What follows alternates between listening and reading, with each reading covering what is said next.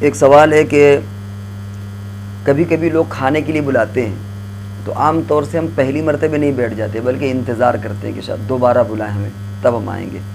خاص طور سے ہمارے انڈین معاشرے میں بہت ہے کہ آئیے کھانا کھا لیجئے. تو اب اگر بھوکا بھی ہوگا تو وہ آتا نہیں, وہ سوچتا ہے کہ ایک بار اور دو بار, اور اگر ایک بار میں دو بار میں کوئی آ جائے تو کہیں بڑا بے شرم ہے, اتنی جلدی کھانا کھانے آ گیا ہے.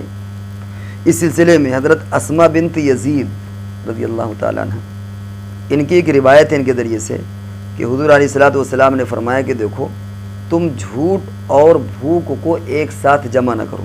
لا تجتمعن جوعا و کذبا, تم جھوٹ اور بھوک کو ایک ساتھ جمع نہ کرو. اس کا مطلب یہ ہوا کہ اگر واقعتاً تمہیں خواہش نہیں ہے کھانے کی اور بھوکے نہیں ہو تو انکار کر دو کہ بھائی بارک اللہ, اللہ تمہیں برکت دے اور ہمیں اشتہا نہیں ہے.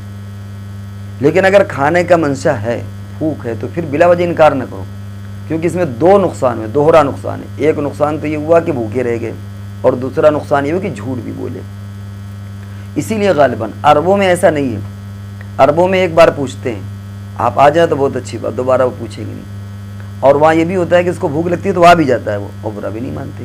لیکن ہمارے یہاں ایسا ہے کہ اگر بھوک سے وہ پریشان بھی ہو لیکن کوئی پوچھ لے تو پہلی مرتبہ تو ناممکن ہے کہ آئیے کھائیے فوراً ہاتھ دھل کے چلا. آدمی کہ یار عجیب قسم, بعد میں لوگ اس کا مذاق اڑائیں گے.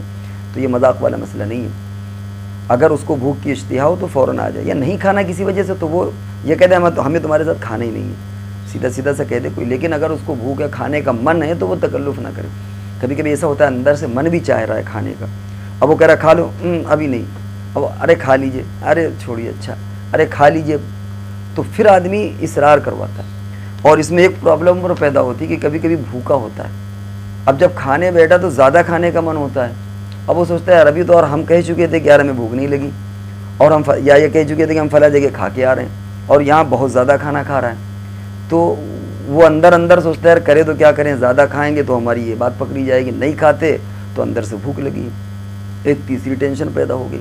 اس لیے تکلفات سے بچ کر کے سیدھا سیدھا اگر کوئی بلائے, اشتہا ہے, بھوک کی خواہش ہے, آرام سے بیٹھ جائے. نہیں کھانا تو نہ کھائے. لیکن یہ کہ اندر سے خواہش ہے, اندر سے تمنا ہے کھانے کی, وہ بلا بھی رہا ہے, پھر بھی یہ کہنا کہ ارے نہیں, یا سوچتا ہے کہ 2 بار 3 بار 4 بار جب اصرار کرے تب آئیں, یہ شریعت میں ان تکلفات کی کوئی جگہ شریعت کے اندر نہیں ہے.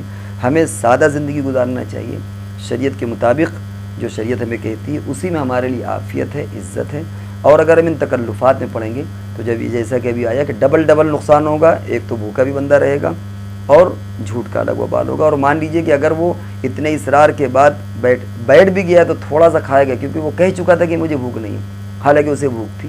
تو اب وہ کھائے گا بھی تو ڈر کے تھوڑا سا کھائے گا. اس لیے کہ اگر زیادہ کھا لے گا تو لوگ کہیں گے دیکھا ابھی تو کہہ رہے تھے بھوک نہیں, اور کھا اتنا رہے ہیں. تو اس لیے بھیا سادگی میں ہی عافیت ہے, اور حدیثوں کے ذریعے سے جو ہمیں طریقہ ملا ہے اسی کو ہم اپنائیں. انشاءاللہ اس کی لذت ہمیں محسوس ہوگی.